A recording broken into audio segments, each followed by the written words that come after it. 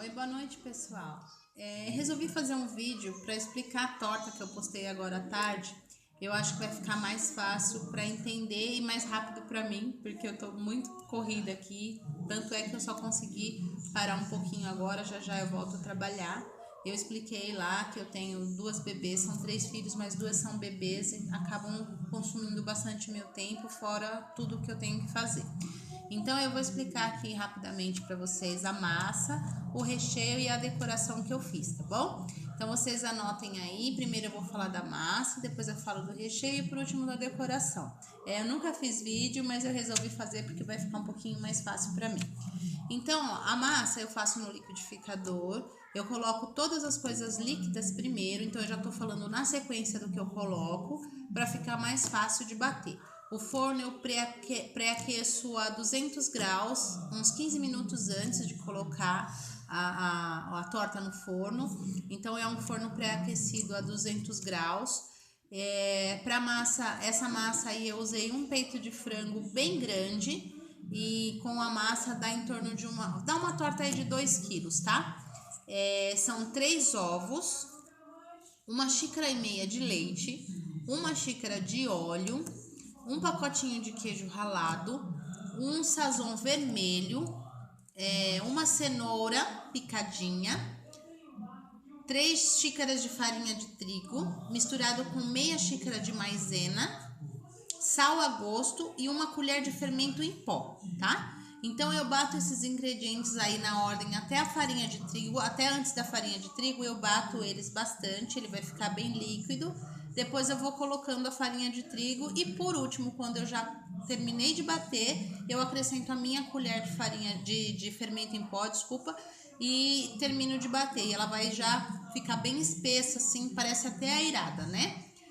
Pro recheio, eu corto um peito de frango bem fininho, eu gosto de cortar bem cubinho, quadradinho assim. E eu coloco na panela de pressão, ele cubro o peito picado com água, shoyu, um caldo de galinha e um pouquinho de sal, né? Porque o shoyu e o caldo de galinha já são salgados, então eu coloco mais uma pitadinha de sal. Então eu vou cozinhar bem até eu perceber que o meu frango ficou molinho. Eu acredito que a maioria aqui saiba fazer essa técnica de desfiar o frango, mas eu vou ensinar novamente, tá? Para quem não sabe. Então, quando cozinhou bem o meu frango, em torno aí eu cozinho em torno de 30 minutos. Depois que pega a pressão, eu conto 30 minutos mais ou menos. Eu escorro a água ali na panela mesmo, eu viro, escorro a água, tampo novamente, tiro o pino para não pegar a pressão porque ele tem que estar quente e eu chacoalho bastante a minha panela, com bastante força eu chacoalho. Quando eu abro a panela, o frango já tá todo desfiado. O porquê de cortar fino? Porque eu não gosto daqueles desfiado de frango grande, que fica aquelas tiras de frango grande. Então eu prefiro o frango bem desfiadinho. Então quanto menor você cortar, mais desfiado fica o frango, tá? E para temperar eu uso normal, alho, cebola, coloco muita salsinha, tá? É uma dica legal. Tudo que você for fazer de frango, coloque salsinha sem dó. A salsinha ajuda muito a dar gosto bom no frango, né? Aí eu coloco uma lata de milho e uma lata de seleta. Misturo bem, refogando sempre.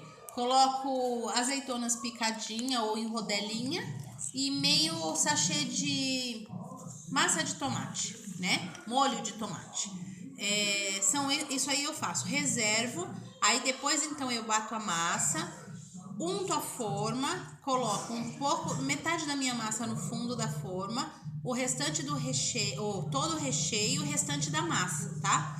E quando for ao forno, ela vai crescer bastante essa massa. Então pode colocar numa forma legal, porque ela vai crescer bastante. Para ficar daquele jeito em cima, eu coloquei requeijão cremoso. Eu usei o da Roseli, tá? A marca Roseli que eu usei hoje. Corto a pontinha dele um pouco grossa. Eu não posso cortar muito fino, porque a hora que a massa crescer, se o requeijão tiver fininho, ele vai crescer junto, vai quebrar. Agora, se você colocar uma camadinha mais grossa, um pouco mais fina do que a largura de um dedo, eu coloquei ali. Se você colocar mais grossa, a hora que esquentar, ele vai derreter, então ele vai ficar pesado. E as massas que vão estar entre o desenho que você fizer, vai subir.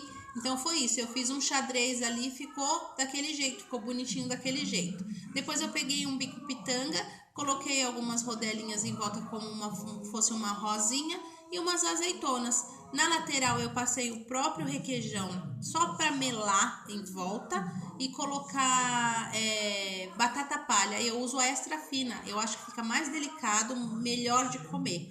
Então, gente, é essa receita, foi isso que eu fiz. Eu espero ter ajudado.